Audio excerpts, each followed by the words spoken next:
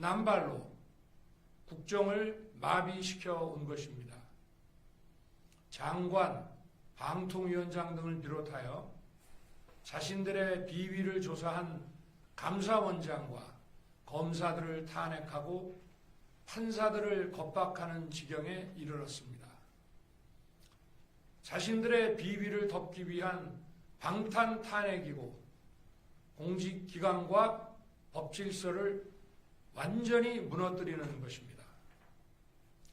뿐만 아니라 위헌적 특검 법안을 27번이나 발의하면서 정치 선동 공세를 가해왔습니다.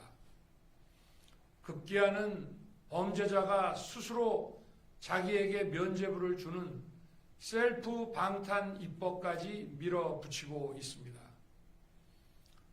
거대 야당이 지배하는 국회가 자유민주주의의 기반이 아니라 자유민주주의 헌정 질서를 파괴하는 괴물이 된 것입니다. 이것이 국정마비요, 국가 위기 상황이 아니면 무엇이란 말입니까? 이것뿐만이 아닙니다. 지금 거대 야당은 국가 안보와 사회 안전까지 위협하고 있습니다. 예를 들어 지난 6월 중국인 3명이 드론을 띄워 부산에 정박 중이던 미국 항공모함을 촬영하다 적발된 사건이 있었습니다. 이들의 스마트폰과 노트북에서는 최소 2년 이상 한국의 군사시설들을 촬영한 사진들이 발견됐습니다. 지난달 40일에는 40대 중국인이 드론으로 국정원을 촬영하다 붙잡혔습니다. 이 사람은 중국에서 입국하자마자 곧장 국정원으로 가서 이 같은 일을 벌인 것으로 확인됐습니다. 하지만 현행 법률로는 외국인의 간첩 행위를 간첩죄로 처벌할 길이 없습니다. 이러한 상황을 막기 위해 형법의 간첩죄 조항을 수정하려 하였지만 거대 야당이 완강히 가로막고 있습니다. 지난 정권 당시 국정원의 대공수사권을 박탈한 것도 모자라서 국가보안법 폐지도 시도하고 있습니다. 국가 안보를 위협하는 간첩을 잡지 말라는 것 아닙니까? 북한의 불법적인 핵무장과 미사일 위협 도발에도 GPS 교란과 오물 풍선에도 민주노총 간첩 사건에도 거대 야당은 이에 동조할 뿐 아니라 오히려 북한 편을 들면서 이에 대응하기 위해 고군분투하는 정부를 흠집내기만 했습니다. 북한의 불법 핵 개발에 따른 유엔 대북 제재도 먼저 풀어야 한다고 주장합니다. 도대체 어느 나라 정당이고 어느 나라 국회인지 알 수가 없습니다. 검찰과 경찰의 내년도 특경비, 특활비 예산은 아예 0원으로 깎았습니다.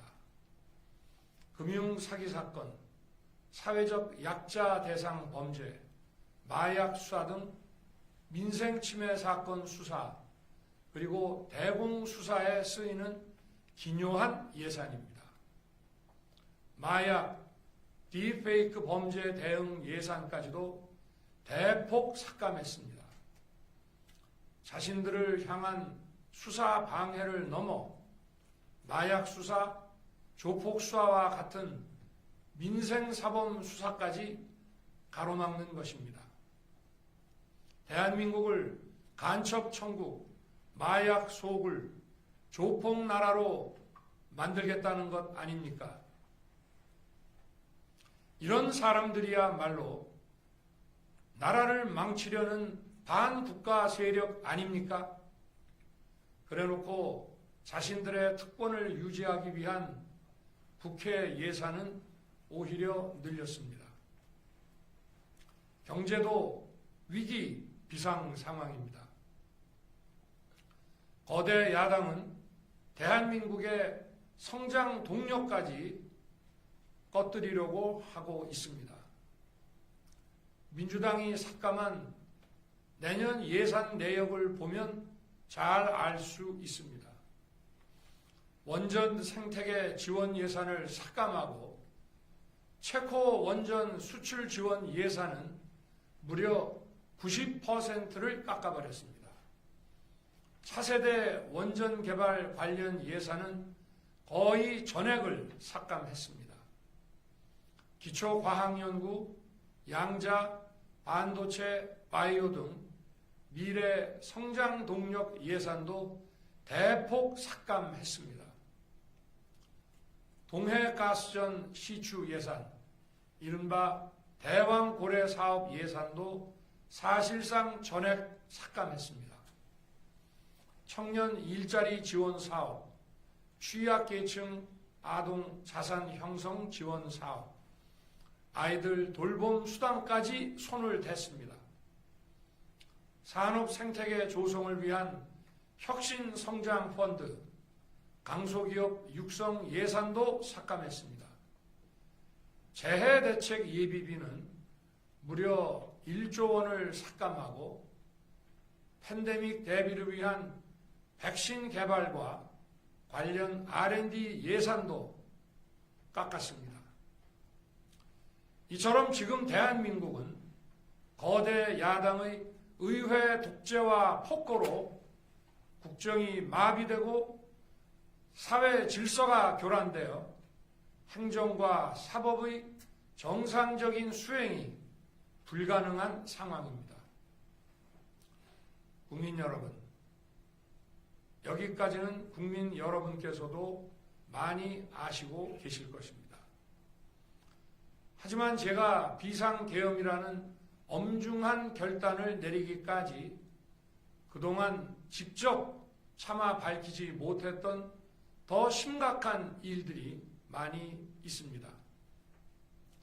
작년 하반기 선거관리위원회를 비롯한 헌법기관들과 정부기관에 대해 북한의 해킹 공격이 있었습니다.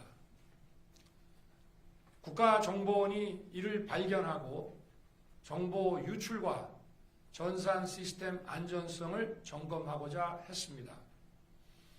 다른 모든 기관들은 자신들의 참관하에 국정원이 점검하는 것에 동의하여 시스템 점검이 진행되었습니다. 그러나 선거관리위원회는 헌법기관임을 내세우며 완강히 거부하였습니다. 그러다가 선관위에 대규모 채용 부정 사건이 터져 감사와 수사를 받게 되자 국정원의 점검을 받겠다고 한 발 물러섰습니다.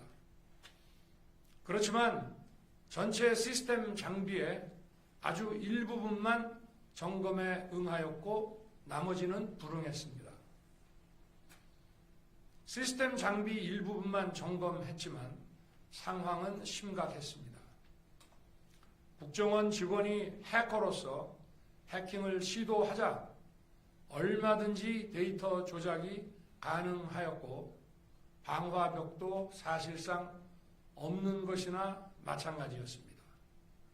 비밀번호도 아주 단순하여 1, 2, 3, 4, 5 같은 식이었습니다.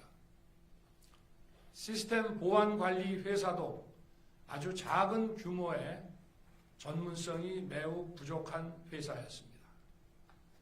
저는 당시 대통령으로서 국정원의 보고를 받고 충격에 빠졌습니다.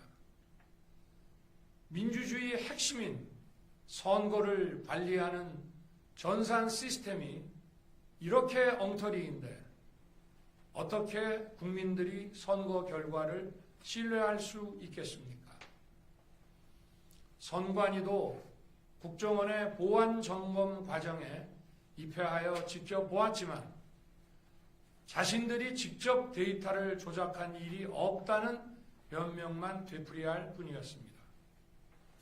선관위는 헌법기관이고 사법부 관계자들이 위원으로 있어 영장에 의한 압수수색이나 강제 수사가 사실상 불가능합니다. 스스로 협조하지 않으면 진상규명이 불가능합니다. 지난 24년 4월 총선을 앞두고도 문제 있는 부분에 대한 개선을 요구했지만 제대로 개선되었는지는 알 수 없습니다.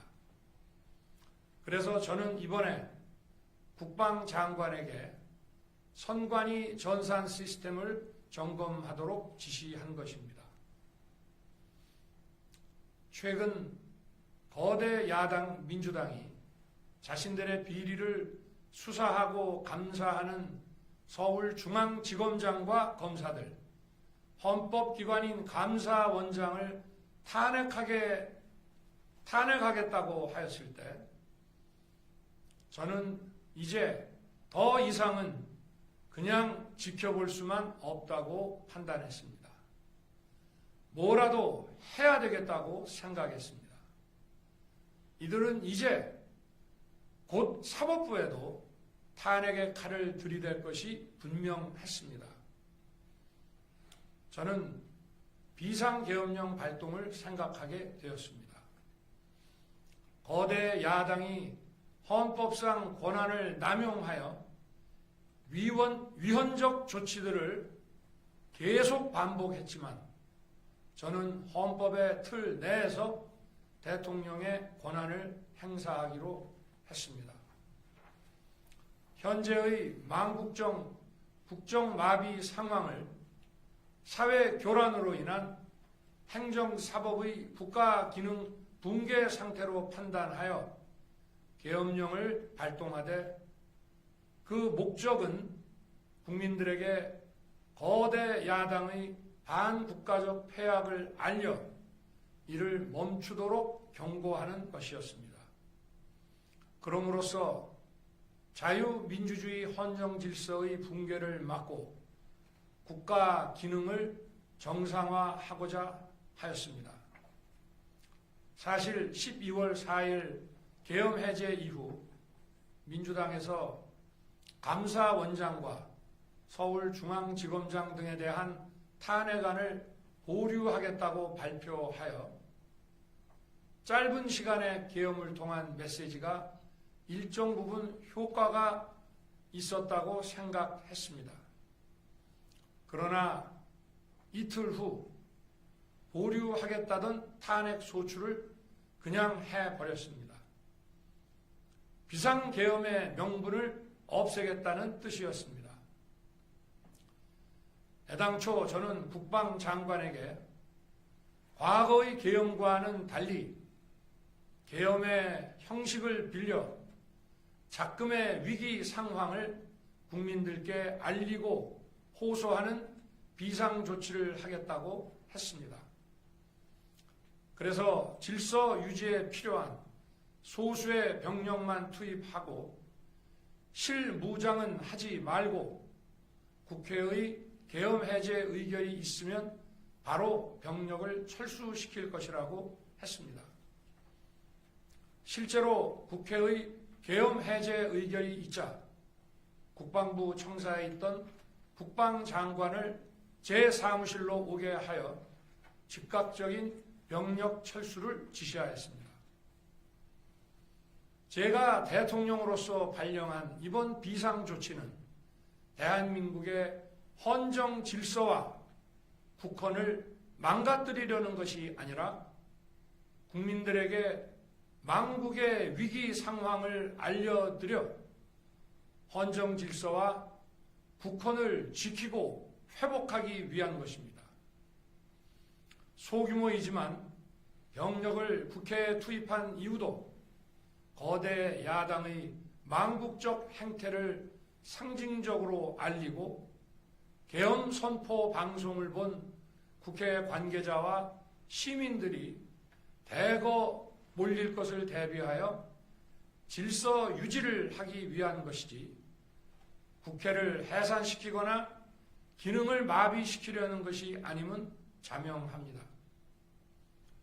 300명 미만의 실무장하지 않은 병력으로 그 넓은 국회 공간을 상당 기간 장악할 수 없는 것입니다. 과거와 같은 계엄을 하려면 수만 명의 병력이 필요하고 광범위한 사전 논의와 준비가 필요하지만 저는 국방장관에게 계엄령 발령 담화 방송으로 국민들께 알린 이후에 병력을 이동시키라고 지시했습니다. 그래서 10시 30분 담화 방송을 하고 병력 투입도 11시 30분에서 12시 조금 넘어서 이루어졌으며 1시 조금 넘어 국회의 계엄 해제 결의가 있자 즉각 군 철수를 지시하였습니다. 결국 병력이 투입된 시간은 한두 시간 정도에 불과합니다. 만일 국회 기능을 마비시키려 했다면 평일이 아닌 주말을 기해서 계엄을 발동했을 것입니다. 국회 건물에 대한 단전 단수 조치부터 취했을 것이고 방송 송출도 제한했을 것입니다. 그러나 그 어느 것도 하지 않았습니다. 국회에서 정상적으로 심의가 이루어졌고 방송을 통해 온 국민이 국회 상황을 지켜보았습니다. 자유민주 헌정 질서를 회복하고 수호하기 위해 국민들께 망국적 상황을 호소하는 불가피한 비상조치를 했지만 사상자가 발생하지 않도록 안전사고 방지에 만전을 기하도록 하였고 사병이 아닌 부사관 이상 정예 병력만 이동시키도록 한 것입니다. 저는 이번 비상계엄을 준비하면서 오로지 국방장관하고만 논의하였고 대통령실과 내각 일부 인사에게 선포 직전 국무회의에서 알렸습니다. 각자의 담당 업무 관점에서 우려되는 반대 의견 개진도 많았습니다. 저는 국정 전반을 보는 대통령의 입장에서 현 상황에서 이런 조치가 불가피하다고 설명했습니다. 군 관계자들은 모두 대통령의 비상계엄 발표 이후 병력 이동 지시를 따른 것이니만큼 이들에게는 전혀 잘못이 없습니다. 그리고 분명히 말씀드리지만 저는 국회 관계자의 국회 출입을 막지 않도록 하였고 그래서 국회의원과 엄청나게 많은 인파가 국회 마당과 본관, 본회의장으로 들어갔고 계엄 해제 안건 심의도 진행된 것입니다. 그런데도 어떻게든 내란죄를 만들어 대통령을 끌어내리기 위해 수많은 허위 선동을 만들어내고 있습니다. 도대체 2시간짜리 내란이라는 것이 있습니까? 질서 유지를 위해 소수의 병력을 잠시 투입한 것이 폭동이란 말입니까? 거대 야당이 거짓 선동으로 탄핵을 서두르는 이유가 무엇이겠습니까? 단 하나입니다. 거대 야당 대표의 유죄 선고가 임박하자 대통령의 탄핵을 통해 이를 회피하고 조기 대선을 치르려는 것입니다. 국가 시스템을 무너뜨려서라도 자신의 범죄를 덮고 국정을 장악하려는 것입니다. 이야말로 국헌문란 행위 아닙니까? 저를 탄핵하든 수사하든 저는 이에 당당히 맞설 것입니다. 저는 이번 계엄 선포와 관련해서 법적, 정치적 책임 문제를 회피하지 않겠다고 이미 말씀드린 바 있습니다.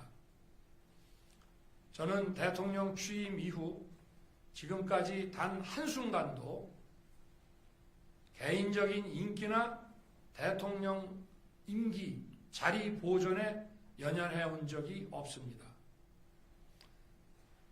자리 보존 생각만 있었다면 국헌 문란 세력과 구태여 맞서 싸울 일도 없었고 이번과 같이 비상계엄을 선포하는 일은 더더욱 없었을 것입니다. 5년 임기 자리 지키기에만 매달려 국가와 국민을 외면할 수 없었습니다.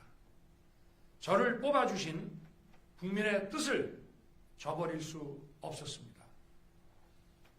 하루가 멀다 하고 다수의 힘으로 입법 폭고를 일삼고 오로지 방탄에만 혈안되어 있는 거대 야당의 의회 독재에 맞서 대한민국의 자유민주주의와 헌정 질서를 지키려 했던 것입니다.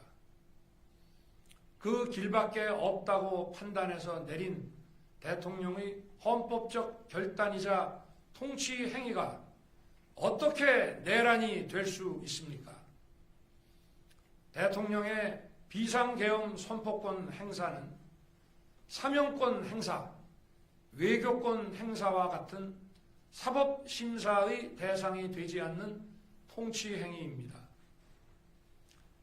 국민 여러분, 지금 야당은 저를 중범죄자로 몰면서 당장 대통령직에서 끌어내리려 하고 있습니다. 만일 망국적 국헌문란 세력이 이 나라를 지배한다면 어떤 일이 벌어지겠습니까? 위헌적인 법률, 셀프 면죄부 법률, 경제 폭망 법률들이 국회를 무차별 통과해서 이 나라를 완전히 부술 것입니다. 원전산업, 반도체 산업을 비롯한 미래 성장 동력은 고사될 것이고 중국산 태양광 시설들이 전국의 살림을 파괴할 것입니다. 우리 안보와 경제의 기반인 한미 동맹, 한미일 공조는 또다시 무너질 것입니다. 북한은 핵과 미사일을 고도화하여 우리의 삶을 더 심각하게 위협할 것입니다. 그러면 이 나라 대한민국의 미래가 어떻게 되겠습니까? 간첩이 활개치고 마약이 미래 세대를 망가뜨리고 조폭이 설치는 그런 나라가 되지 않겠습니까? 지금껏 국정마비와 국헌문란을 주도한 세력과 범죄자 집단이 국정을 장악하고 대한민국의 미래를 위협하는 일만큼은 어떤 일이 있어도 막아야 합니다. 저는 끝까지 싸울 것입니다. 국민 여러분, 국정마비의 망국적 비상 상황에서 나라를 지키기 위해 국정을 정상화하기 위해 대통령의 법적 권한으로 행사한 비상계엄 조치는 대통령의 고도의 정치적 판단이고 오로지 국회의 해제 요구만으로 통제할 수 있는 것입니다. 이것이 사법부의 판례와 헌법학계의 다수 의견임을 많은 분들이 알고 있습니다. 저는 국회 해제 요구를 즉각 수용했습니다. 계엄 발령 요건에 관해 다른 생각을 가지고 계신 분들도 있습니다만 나라를 살리려는 비상 조치를 나라를 망치려는 내란 행위로 보는 것은 여러 헌법학자와 법률가들이 지적하는 바와 같이 우리 헌법과 법 체계를 심각한 위험에 빠뜨리는 것입니다. 저는 묻고 싶습니다. 지금 여기저기서 광란에 칼춤을 추는 사람들은 나라가 이 상태에 오기까지 어디서 도대체 무엇을 했습니까? 대한민국의 상황이 위태롭고 위기에 놓여 있다는 생각도 전혀 하지 않았다는 말입니까? 공직자들에게 당부합니다. 엄중한 안보 상황과 글로벌 경제 위기에서 국민의 안전과 민생을 지키는 일에 흔들림 없이 매진해 주시기 바랍니다. 국민 여러분, 지난 2년 반 저는 오로지 국민만 바라보며 자유민주주의를 지키고 재건하기 위해 불의와 부정, 민주주의를 가장한 폭거에 맞서 싸웠습니다. 피와 땀으로 지켜온 대한민국, 우리의 자유민주주의를 지키는 길에 모두 하나가 되어주시길 간곡한 마음으로 호소드립니다. 저는 마지막 순간까지 국민 여러분과 함께 싸우겠습니다. 짧은 시간이지만 이번 계엄으로 놀라고 불안하셨을 국민 여러분께 다시 한번 사과드립니다. 국민 여러분에 대한 저의 뜨거운 충정만큼은 믿어주십시오. 감사합니다.